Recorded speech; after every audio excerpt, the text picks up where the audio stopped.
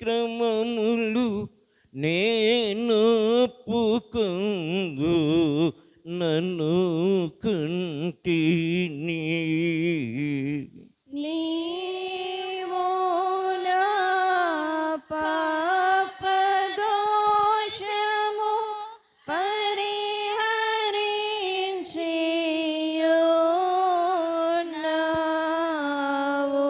మా సృష్టికర్తవు విమోచకుడు నేను సర్వశక్తి గల దేవా, దీనులము పాపులమగు మేము స్వాభావికముగా పాపులమనియు అపవిత్రులమనియు తలంపు వలన మాట వలన క్రియ వలన నీకు విరోధముగా పాపము చేసితిమనియు నీ ఎదుట ఒప్పుకొనుచున్నాము.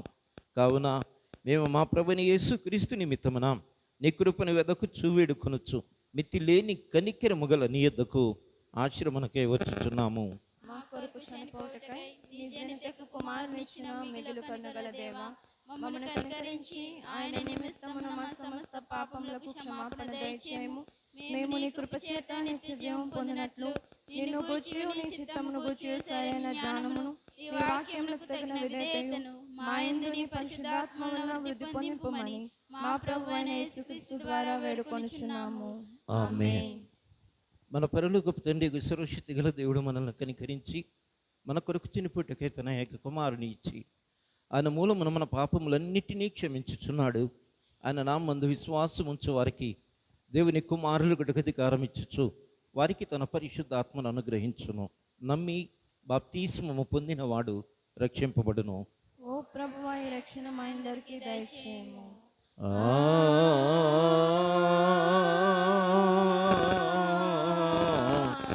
ఆమేన్. ఈస్టర్ తరువాత 5వ ఆదివారం కొరకు ఏర్పాటు చేయబడిన ప్రారంభ గీతమును చదువుకుందాము. యెహోవా తన సేవకుడిని యాకోబును విమోచించెను అను సంగతి ఉత్సాహధ్వనితో తెలియచేయుడి. హల్లెలూయా. బూదిగంతముల వరకు అది వినబడినట్లు దానిని ప్రకటన చేయుడి. హల్లెలూయా, హల్లెలూయా. సర్వలోక నివాసులారా, దేవుని గూర్చి సంతోష గీతము పాడుడి. ఆయన నామ ప్రభావమును కీర్తించుడి. ఆయన ప్రభావమును ఆరోపించి ఆయనను స్తోత్రించుడి. ఇంతటితో ప్రారంభ గీతము ముగిసి ఉన్నది. తండ్రికి కుమారునికి పరిశుద్ధ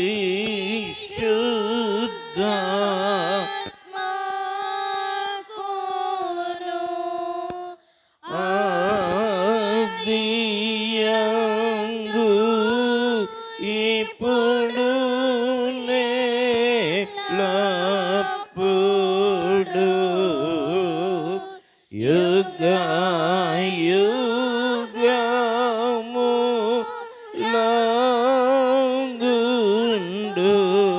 యుగయుగములందుండునట్లు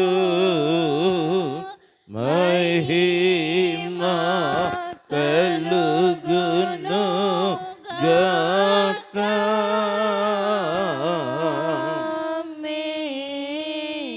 ప్రభువా మమ్మును కనికరింపుము.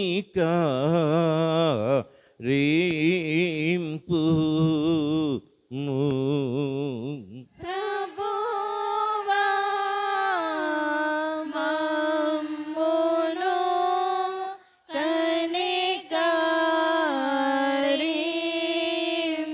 కనికరింపుము. క్రీస్తు మమ్మును కనికరింపుము.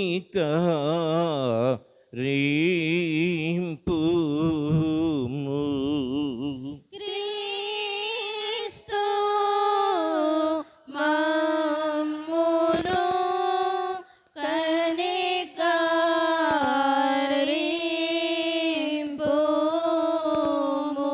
ప్రభువా మమ్మును కనికరింపుము.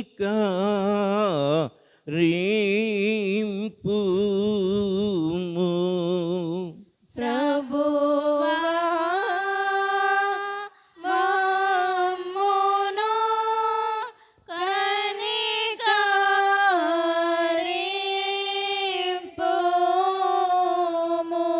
సర్వోన్నతమైన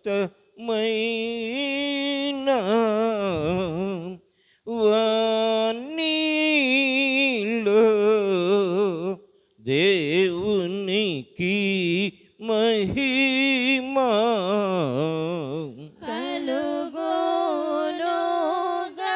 కలుగునుగాక. దేవునికి మహిమ కలుగునుగాక.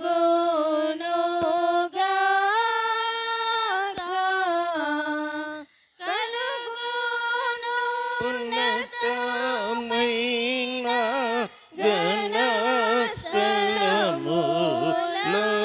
ఘనస్థలములందున ఇలకు సమాధానం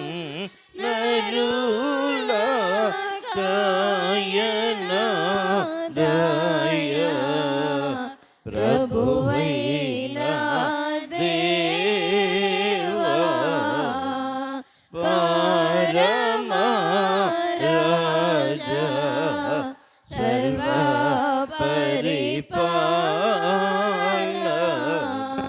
పరిపూర్ణ శక్తి గల పరమా జనక నిన్ను మహిని స్తుతించుచు మరి పొగడుచున్నాము మహిమా పరచుచు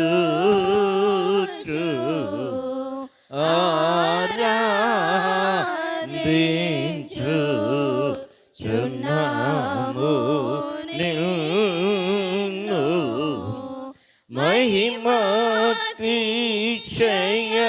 మహిమాతిశయమును మదితాలచియు నీకు మహిని మా స్తుతి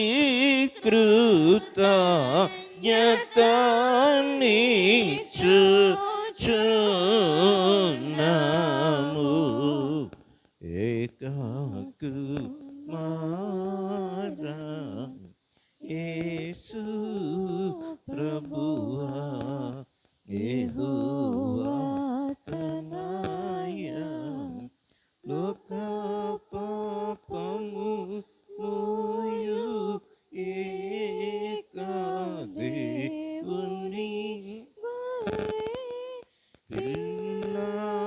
పిల్లమును కనికరించు చల్లగా లోక పాపములు మోసికపు యేసు రక్షక వాసిగా జనకుని కుడి వైపున కూర్చుండి యేసు మా ప్రార్థన లించి కనికరించు పరిశుద్ధుడా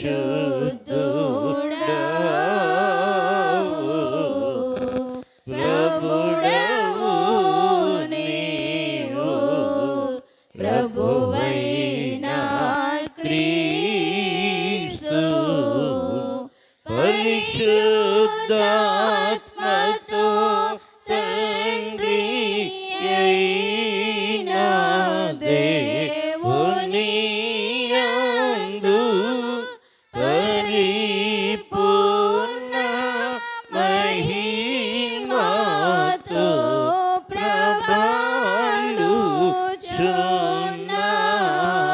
ప్రభాలుచున్నావెప్పుడు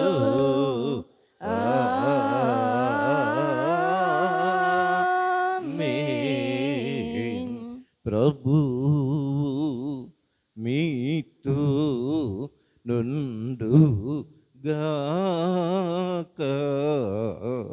మీ ఆత్మతో నుండుగాక. ప్రార్థింతము. మేళ్ళన్నిటికీ కారణభూతుడవు ఓ ప్రభువా, నీ పరిశుద్ధమైన ఆవేశము వలన మేము మంచి వాటిని యోచించి నీ కృపగల సహాయము వలన మేము వాటిని నెరవేర్చినట్లు అనుగ్రహింపుమని నీతోనూ పరిశుద్ధాత్మతోనూ సదాయక దేవుడవై యుగ యుగములు జీవించుచు పరిపాలించుచునుండు నీ కుమారుడును మా ప్రభునైన యేసుక్రీస్తు ద్వారా నిన్ను వేడుకొనుచున్నాము. ఆమేన్. దయచేసి కూర్చోండి.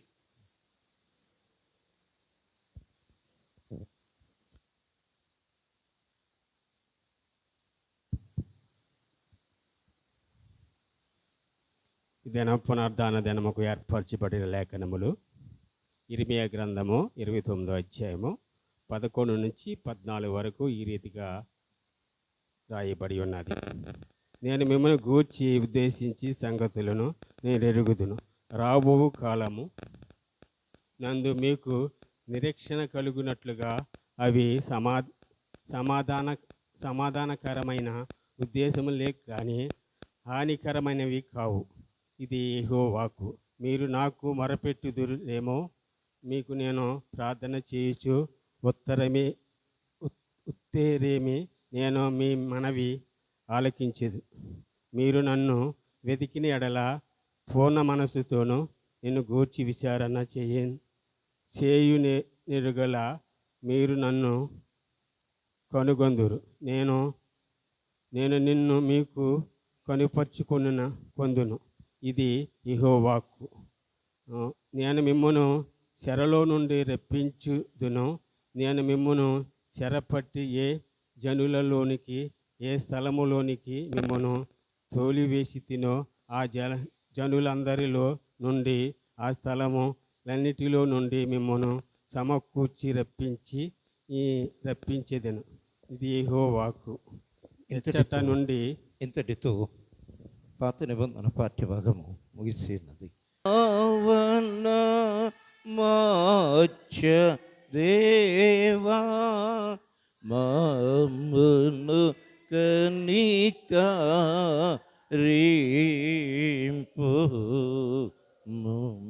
పత్రిక పాఠ్యభాగము పరిశుద్ధుడైన పౌలు రోమీలకు రాసినటువంటి పత్రిక 8వ అధ్యాయము 24 నుంచి 28 వరకు.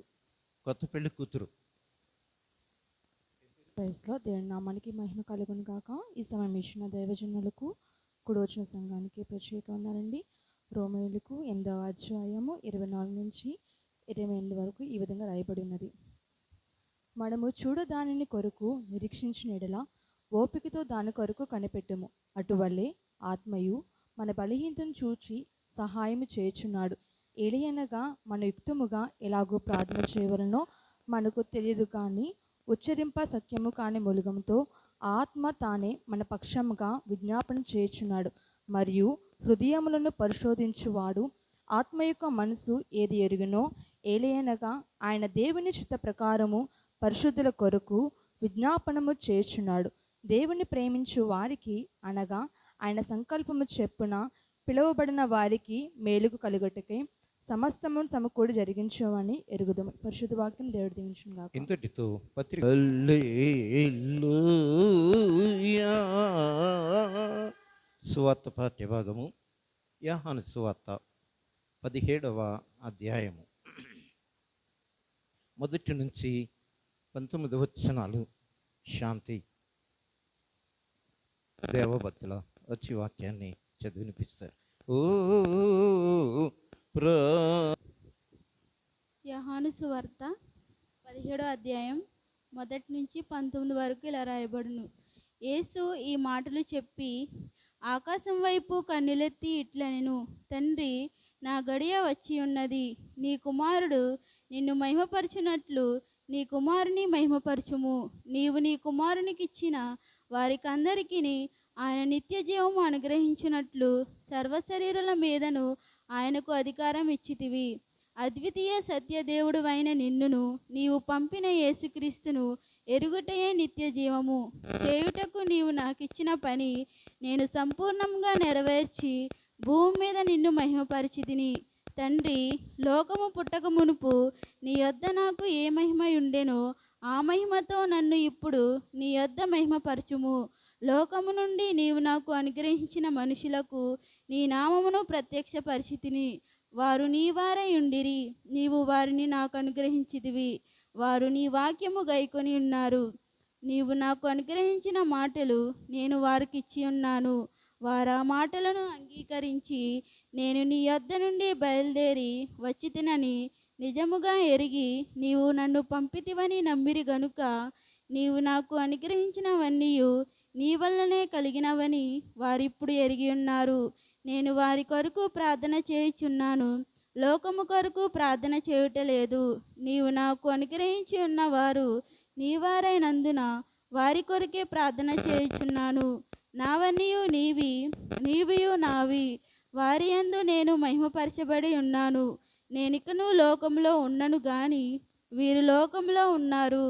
నేను నీ యొద్దకు వచ్చిచున్నాను.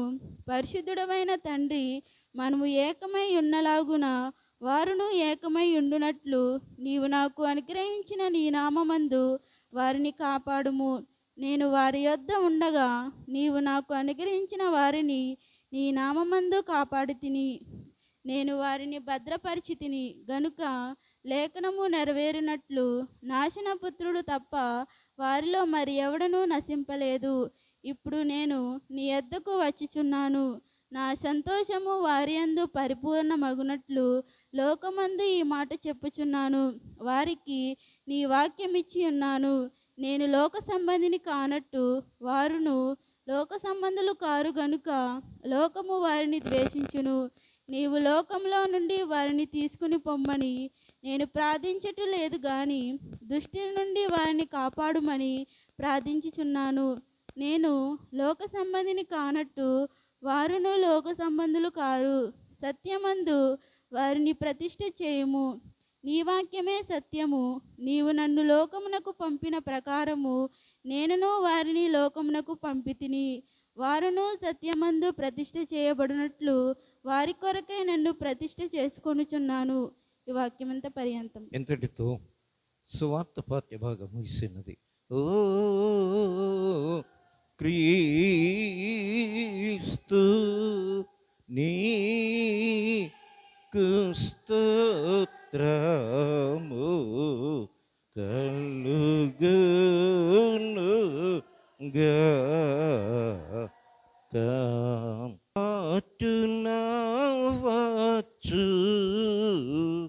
చున్నాను నీ పద సన్నిధి రక్షక ఎల్ల సఖ్యములన్నీ పాపములన్నీ మోపుగా వీపు పైబడి యోననిధి నడలేకతో చెల్లుచున్న వాడను నన్ను దయగను. ఉన్న పాటున వచ్చు చున్నాను నీ పాద సన్నిధి రక్షక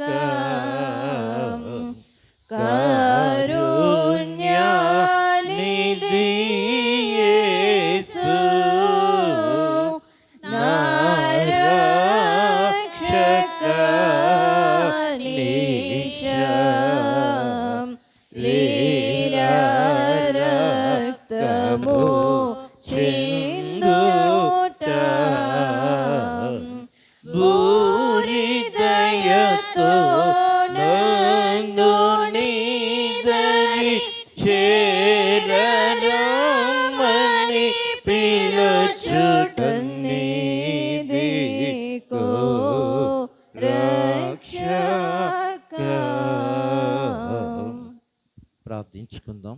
ప్రియులు రవి గారు వచ్చి వాక్యం కొరకు ప్రార్థిస్తారు. దేవుని బిడలరా, సంగమా, మీ అందరికీ కూడా మన ప్రభువును రక్షకుడునైన యేసుక్రీస్తు పరిశుద్ధ నామములో ఈస్టర్ తరువాతి 5వ ఆదివారపు శుభాలు. అలాగనే మే నెలలో 2వ ఆదివారము. ఇలా ప్రభువును వెంబడించడానికి మరి చేరి వచ్చినటువంటి మీ అందరికీ కూడా మన ప్రభువును రక్షకుడునైన యేసుక్రీస్తు ప్రసిద్ధమైనటువంటి నామములో ప్రత్యేకమైనటువంటి వందనాలు అందరికీ తెలియచేస్తూ ఉన్నాను. అదే రీతిగా ఆయన మనలను ప్రేమించి మనకు గొప్ప కృపను అనుగ్రహించినటువంటి దేవుడు. యోహాను సువార్త 17వ అధ్యాయం 14వ వచనం. వారికి నీ వాక్యం ఇచ్చి ఉన్నాను, నేను లోక సంబంధిని కానట్టు వారును లోక సంబంధులు కారు గనుక లోకము వారిని ద్వేషించు. మనకు వాక్యమును అనుగ్రహించినటువంటి దేవునికి లెక్కలేనటువంటి స్తుతులు స్తోత్రములు చెల్లిస్తూ ఉన్నాను. ఎందుకంటే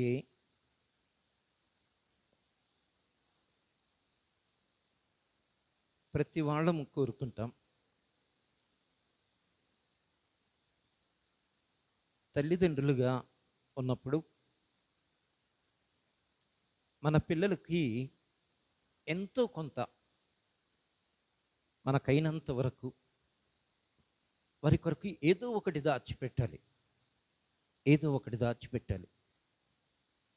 ఒకటి ఇవ్వాలి, ఏదో ఒకటి ఇచ్చి వారిని సంతోషపరచాలి. ఆస్తి గలవారు ఆస్తిని పంచిస్తారు, ధనవంతులు ధనాన్ని పంచిస్తారు, వెండి బంగారములు సంపాదించిన వారు వెండి బంగారములను పంచుతారు. మధ్యలో అధికారము కలిగినటువంటి వారు అధికారమును తమ పిల్లలకు పంచిస్తూ ఉన్నారు. నా తర్వాత నా కొడుకు కాకపోతే నా కూతురు అని చెప్పి లోకములో ఈ రీతిగా ప్రతీదీ కూడా తమ వారికి ఇస్తూ ఉన్నారు. కొందరైతే కర్రలిస్తూ ఉన్నారు, కొందరైతే కత్తులిస్తూ ఉన్నారు, కొందరైతే ద్వేషాన్ని పెంచుతూ ఉన్నారు, కొందరైతే కోపాన్ని క్రోధాన్ని పంచిపెడుతూ ఉన్నారు. కారణం ఐక్యతను పాడు చేయటానికి, ప్రేమ నుంచి పిల్లలు దూరమైపోవటానికి. కానీ ఇతరులకును మనకును ఉన్నటువంటి ఈ గంభీరమైనటువంటి వ్యత్యాసం ఆయన లోకములోనికి వచ్చి సర్వశక్తిమంతుడైనటువంటి దేవుడు తనను నమ్మినటువంటి వారికి, ఆయన ఎందు విశ్వాసం ఉంచుతున్నటువంటి వారికి, ఇంకా విశ్వాసము ఉంచనటువంటి వారికి కూడా లోకములో ఆయన అనుగ్రహించినటువంటిది. ప్రియులారా, ఆయన అంటున్నాడు, వారికి నీ వాక్యం ఇచ్చి ఉన్నాను. ఎంత అద్భుతం వచ్చుడండి. దేవుని యొక్క వాక్యము తండ్రి దగ్గర నుంచి ఆయన తీసుకుని వచ్చింది ఈ వాక్యము. ఈ వాక్యమును దేవుడు తన ప్రజలకు, తన పిల్లలకు ఇచ్చాడు. సర్వలోకమునకు వెళ్ళి సర్వ సృష్టికి ఏం చేయమన్నాడండి? సువార్తను ప్రకటించండి. ఇదే నేను ఇస్తూ ఉన్నటువంటి వాక్యము. మీరు సర్వలోకానికి వెళ్ళాలి. మీరు వెళ్ళగలిగినటువంటి దూరం. ప్రియులారా, అలాగే చేశారు శిష్యులు. ఆయన ఉన్నప్పుడు పామరులుగా ఉన్నారు, భయపడుతూ ఉన్నారు. అయ్యో, బోధకుడు